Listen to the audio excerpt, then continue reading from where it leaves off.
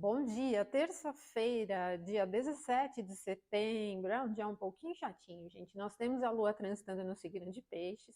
O trânsito da Lua em Peixes, para um clima geral, ele não tem nem tanta velocidade, como ele também não é muito hábil para mudanças rápidas e tem uma tendência um pouco mais instável, enrolada, tem que ficar atento aí ao nível de complexidade aí nos assuntos cotidianos, tá? Durante a madrugada, a Lua em Peixes chegou exatamente àquele aspecto desafiador de oposição com Mercúrio, que eu falei ontem, né? O momento perfeito desse aspecto foi às 3h55 da madrugada, no horário de Brasília. Então a gente foi sentindo um pouco mais, desde o final da noite de ontem, né? Essa influência desafiadora. Desafiadora para informações, desafiadora para procedimentos técnicos, para a conversa e interação de maneira geral, equipamentos e assuntos comerciais, né? Utensílios, de maneira geral, ali um pouquinho mais desafiador, né? Mas assim que a Lua passou por esse momento exato da oposição, ela começou a se aproximar do mesmo grau em que está Saturno no signo de Peixes. Esse momento do mesmo grau, né, para a Lua e Saturno foi às 7h10 da manhã, no horário de Brasília, né?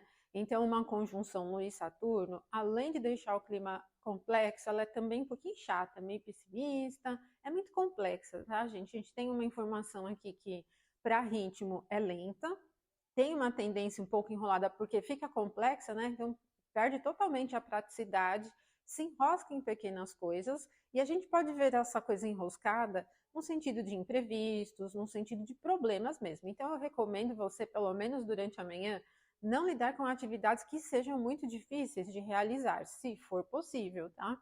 Porque se tiver que realizar, não tiver como evitar, se mantenha bem concentrado, vai ter que ter um esforço adicional aí para se manter concentrado e conseguir realizar tudo, tá? A gente tem esse perfil que enrosca, ele fica perdido nas mesmas coisas, sabe? Quando a gente fica girando em torno dos mesmos assuntos e não consegue fluir adiante. Então é muito, muito chata essa influência, não tem nada de novidade, ela é bem perdida nas mesmas coisas e chata mesmo, né? É um perfil bem chatinho. Bom, gente, mas aí, assim que a Lua passou por esse grau 710, ela vai gradualmente se aproximar de uma quadratura a Júpiter no signo de Peixes, e que vai ser perfeita às 15h30. Então a gente vai sentindo essa influência durante a manhã da Lua saindo da conjunção com Saturno e se aproximando de uma posição a Júpiter. A Lua está num ponto que beneficia Júpiter, né? O domicílio noturno de Júpiter, que é o signo de Peixes. Mas o aspecto é desafiador, é uma quadratura de imutáveis. Então fica enroscada ainda, a gente não ganha assim uma velocidade que a gente consiga perceber suficientemente e muito menos praticidade. Só que aqui a gente tem um otimismo, uma tendência a um otimismo um pouquinho mais exacerbada, né? E assim, coisas muito evasivas, muito mesmo, assim, sabe? Coisas sem propósito. Então, não é um momento muito bom para exagerar com riscos, para as atividades que dependam, assim, de muita ousadia, tem que ter atenção. E para os assuntos ligados à prosperidade, aquisições, investimentos, financiamentos, né, os assuntos da moeda.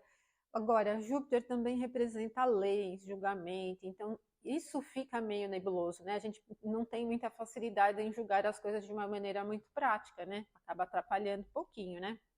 Então, gente, tem que ter atenção. É uma quadratura de imutáveis, sujeita a muitos imprevistos, sujeita a coisas diferentes que vão surgindo aí, atrapalhando o fluxo natural das coisas, tá bom?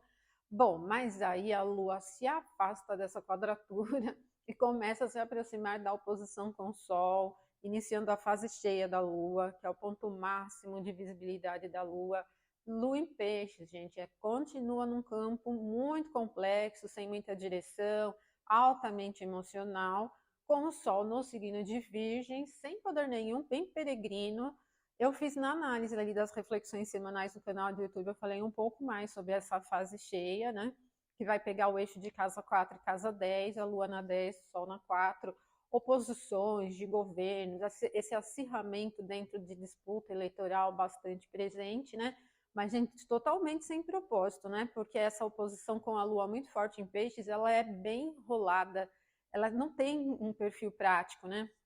Ela se perde em nuances muito complexas e sem propósito, tá? Então, assim, é uma alunação enrolada, ela é bem sujeita a disputas confusas, assim, sabe, disputas que se tornam acirradas, mas para coisas muito fora do habitual, assim, se perde o senso da retidão, assim, o propósito real das coisas, tá? Então tem que ter atenção.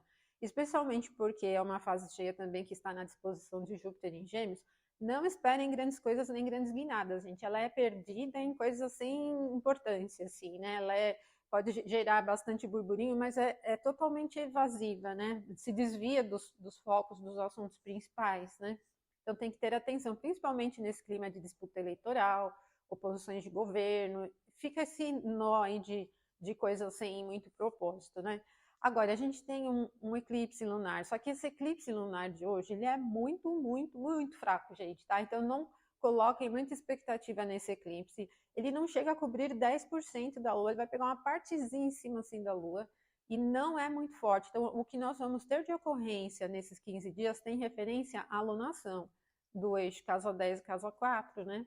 Lua em Peixes na 10, Sol em Virgem na casa 4, tá bom? Bom, eu falei um pouco mais dessa alunação nas reflexões astrológicas semanais do canal do YouTube. Se você estiver me assistindo pelo TikTok e quiser acompanhar, então é só acessar o canal ali, Astrologia Clássica Ana Rodrigues. É o primeiro vídeo que você vai ter ali, tá? Mas pode assistir ali que eu falei um pouquinho mais, tá bom? Então, uma ótima terça para vocês. Até amanhã, então. Até mais.